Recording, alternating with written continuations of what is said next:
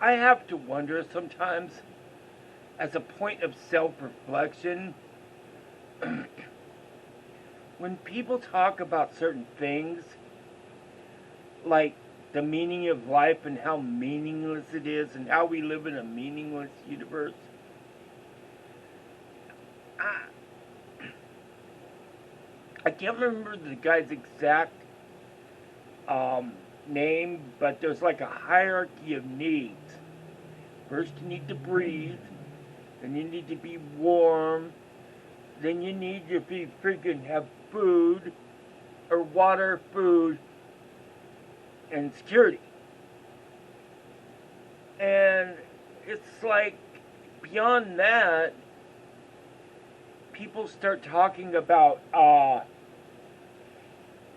things that seem like social constructs, uh, basic human rights, things I agree with, of course, or maybe not, of course, but I'm going to say, of course, because there's a great many I do agree with.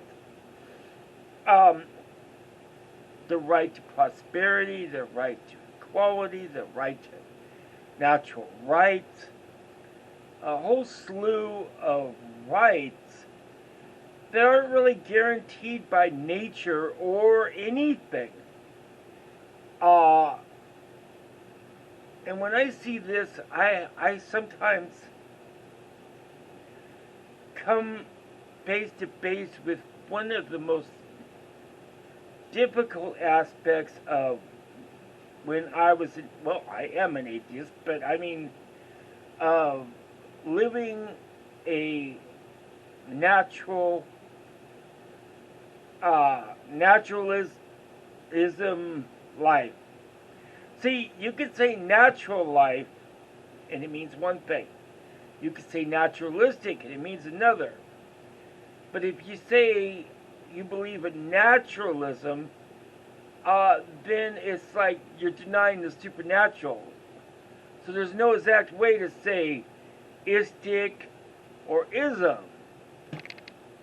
You know,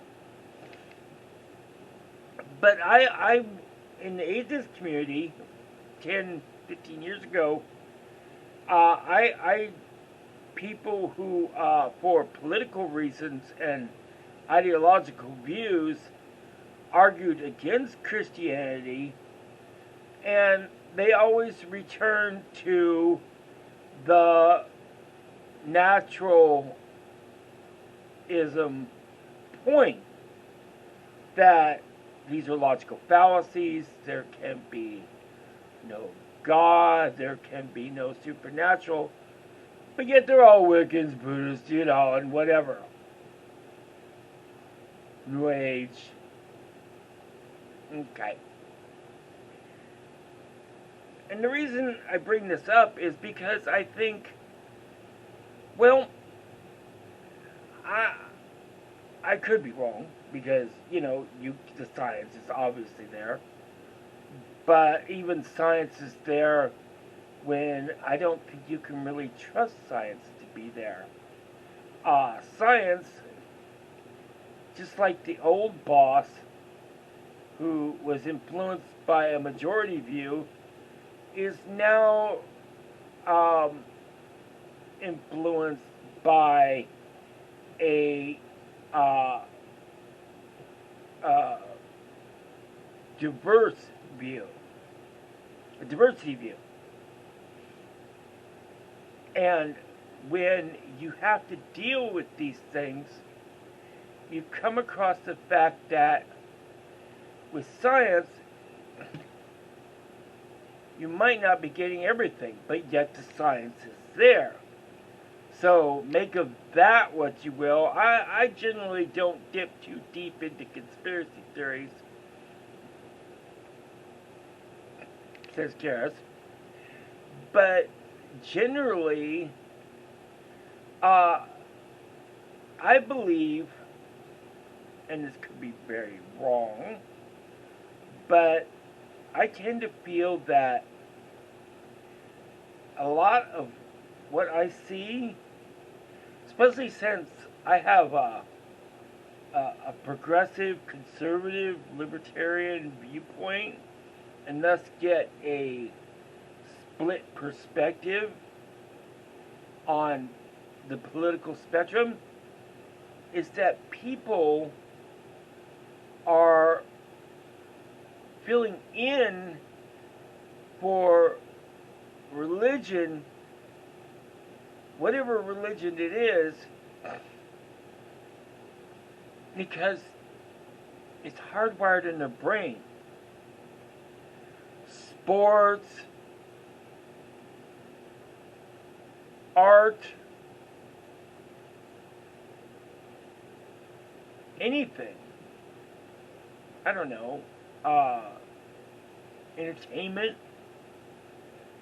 cinema, celebrity. You know, I like, for example, I just kind of look at celebrities like, okay, you did good now. I don't know. They're just like someone I can lose track of for a while, but ultimately it's just a person doing a career. You know, nothing special. You know, and yet these people come freaking, you know, just come like, oh my God, they just gush and goosh and like say how great they are, and you know, and it's like worship, like, like, well, Oprah, it was political with Obama, but you know, there was other examples, Tom Cruise and Brad Pitt and Jerry Clooney. A lot of that follows the left too. You know, well, okay, I've done a little fanboying with freaking the Arnold. You know, okay, you know, fair's fair. You know, little Brad Pitt. You know, Phil Coulson, Agents of S.H.I.E.L.D. It's the only merch shirt I bought. None of us are really immune to it. But I tend to believe that this is an innate aspect of humanity, and whatever it is, whatever you want to call racial biology, even if you believe that or not, of whatever it is that makes a human a human. Why we're not just some kind of mammal species. I don't even know where to go on that. Apparently, from what I could glimmer, there was a bunch of proto-humans who could mate. They killed each other off if they didn't interbreed.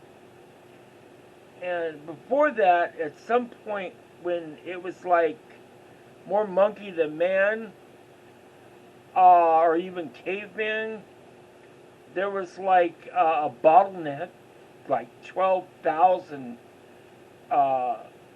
humans, or what would become the hominid line of humans.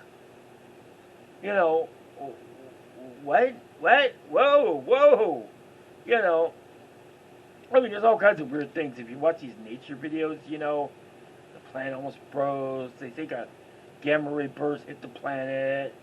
You know, meteors, volcanoes, whole freaking regions of freaking, like, Russia or something. Some basalt.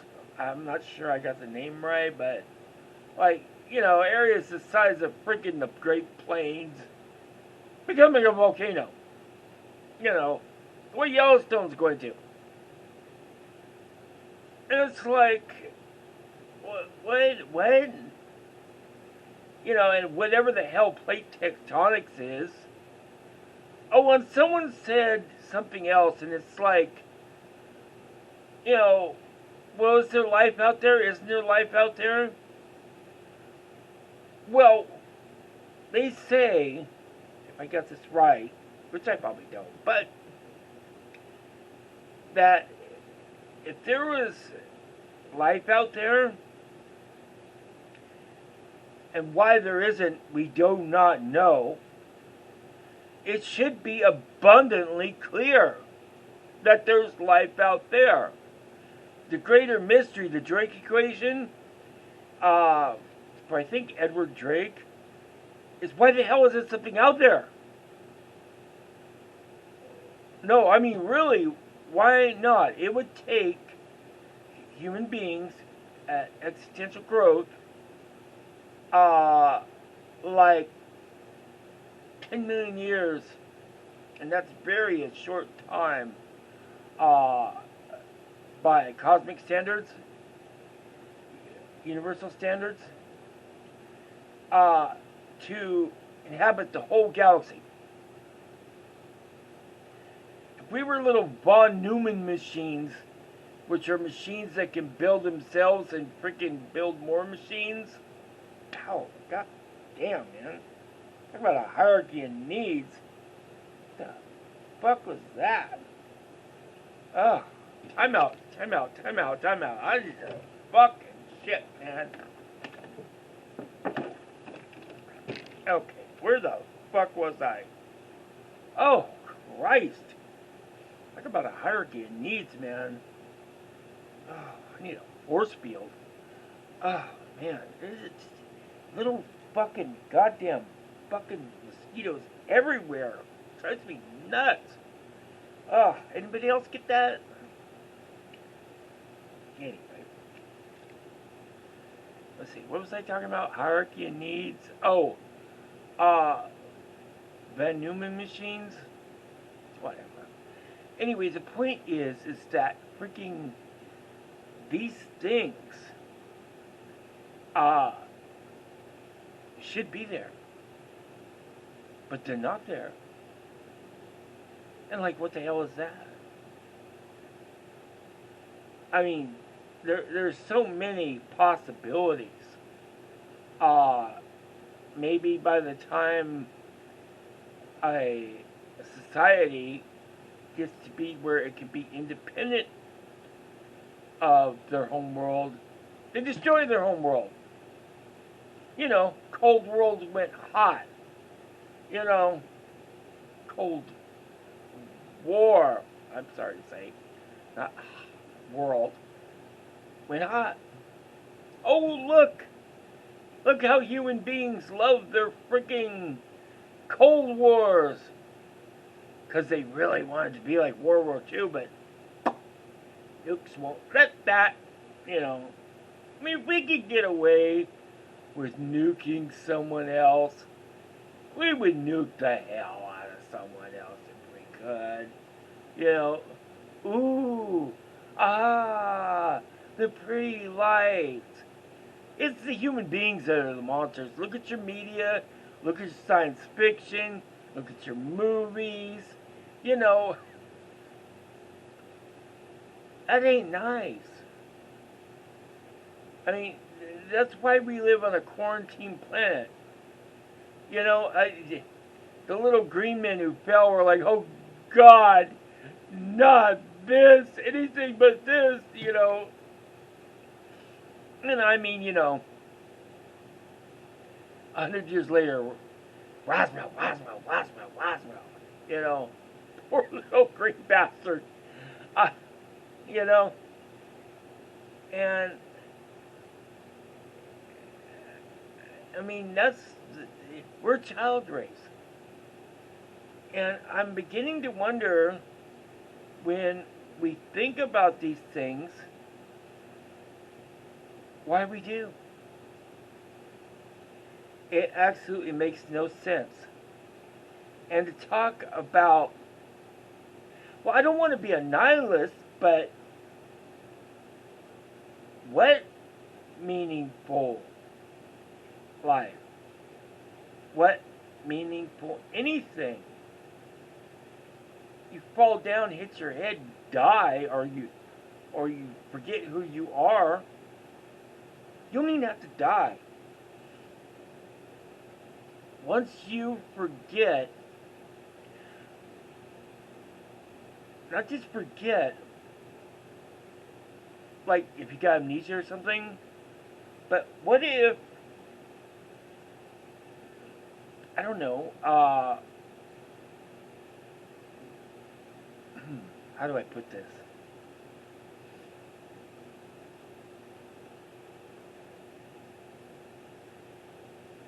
An experience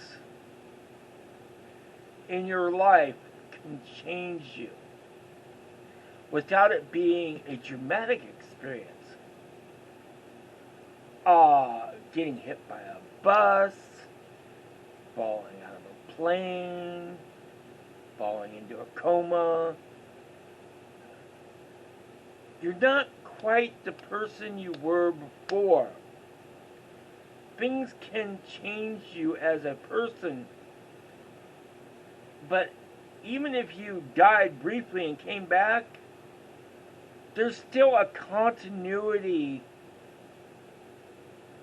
of your existence to a point.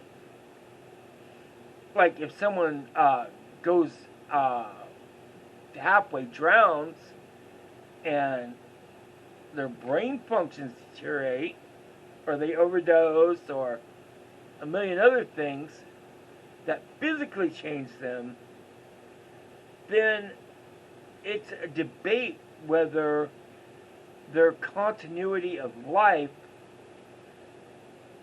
has gone on. But generally, we accept it because they were breathing, they are breathing, they're still going on breathing. And it's like with other things, though, like, for example, people who get pipes shoved through their heads or suffer major accidents or something,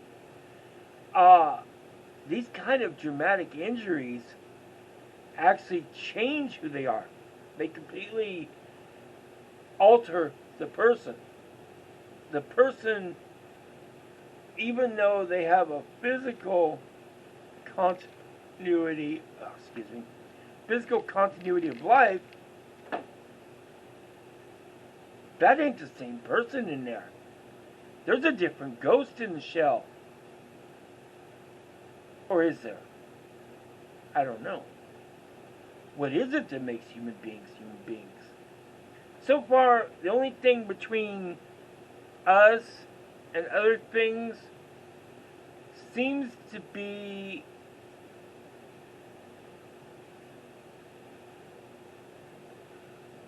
not fire, not tool use, but the ability to have a oral history. Before written history, people were using the power of myth, the power of language, to sounds, to equate language to the outside world. Like, drink,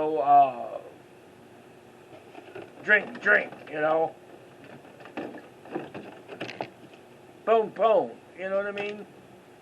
Except it would be like stick, berry, whatever, right? And other animals, even though they can sign when they're taught, don't seem to develop this skill at all. Or at least to any great degree that applies to abstract thought. They can think, they can freaking use tools, they can sometimes even use fire, although they can't make fire. And it's like, okay, you know, uh, especially in upper hominids, like freaking the gray apes. You know, you can. I don't know about you guys, but sometimes when I watch those nature videos and stuff, it's like you're looking at more of a person than an animal, and it's strange. If you know what I mean. I I suppose I'm a little racist or something, but I can't look at a freaking uh, uh, some kind of monkey or freaking uh, a greater ape without seeing something, you know, some type of people. Of course, that could be any type of people, and I don't even know where race comes from. That's just completely bizarre, you know. So, yeah, I mean, so in all that, that's what I tend to think of with the meaning of life. It's like, okay, the meaning is a hierarchy of needs. You eat, you breathe, you shit, you die. That's it. Anytime I was watching a video, I think it was on Instagram. One of my favorite actresses, her old grandmother died, and she was bawling tears. And I can remember when I've lost family members, and it's like when someone you who's older, or even someone like your parents who might be getting older, when they die, especially of natural causes, and you're grieving for them, who are you crying for? I mean, you might say, well, I'm crying for them. Are you? Uh, or are you crying because a part of you that was reflected in them, the them in you isn't there anymore? Part of you died. And that gives you a reflection of your own morality. Aren't you crying for yourself? Not selfishly, but I mean, aren't you crying at your own fear?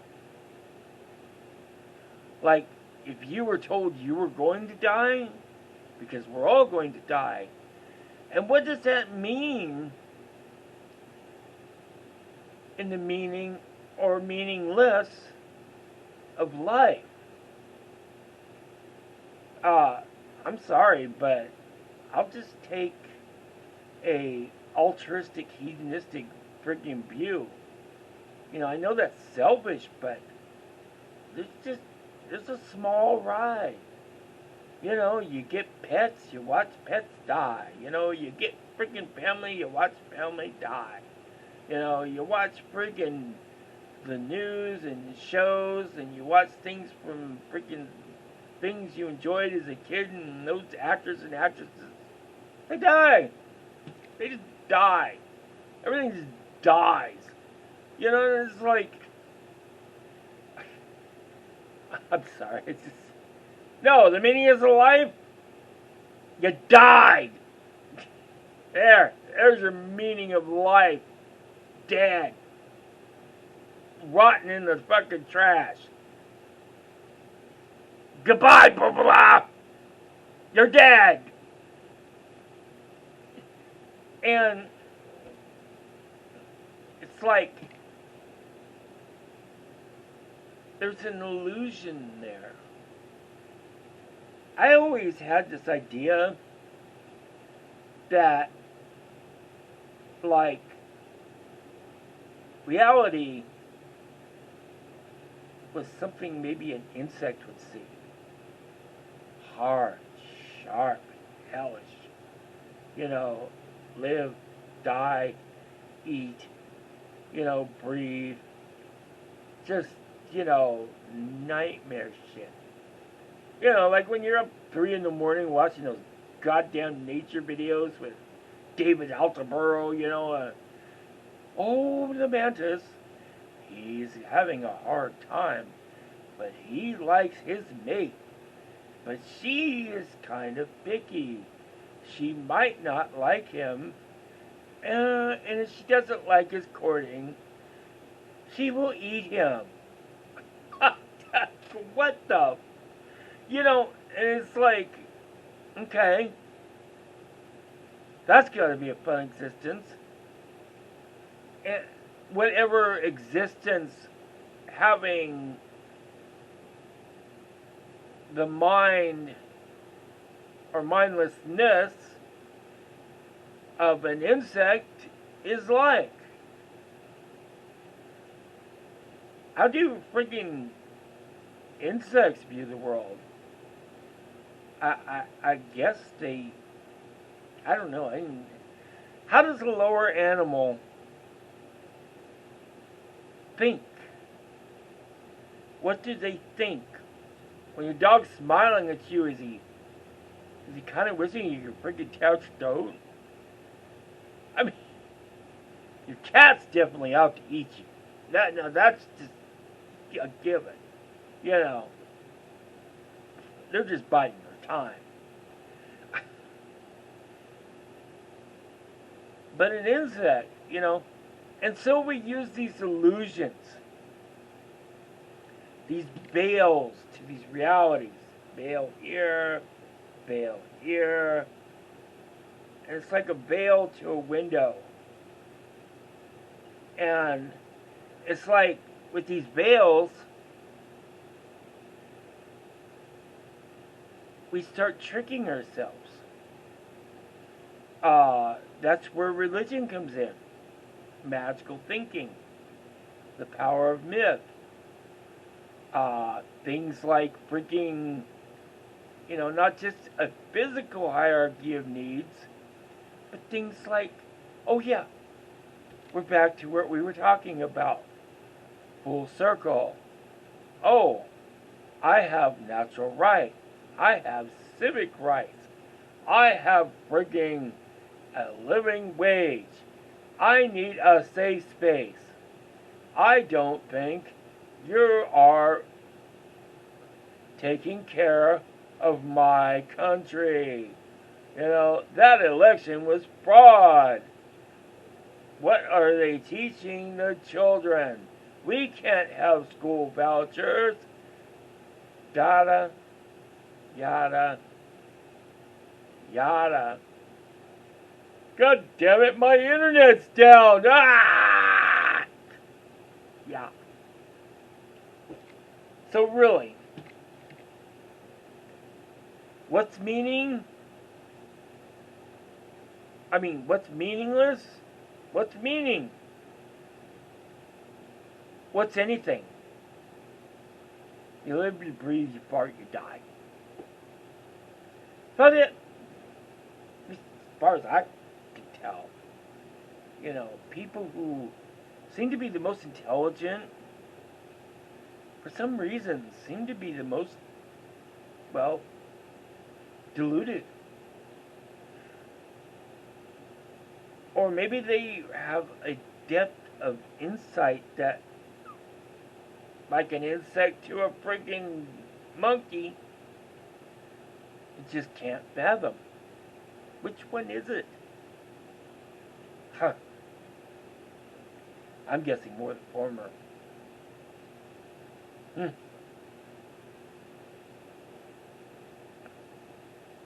I'm guessing more the former. Anyway, yeah,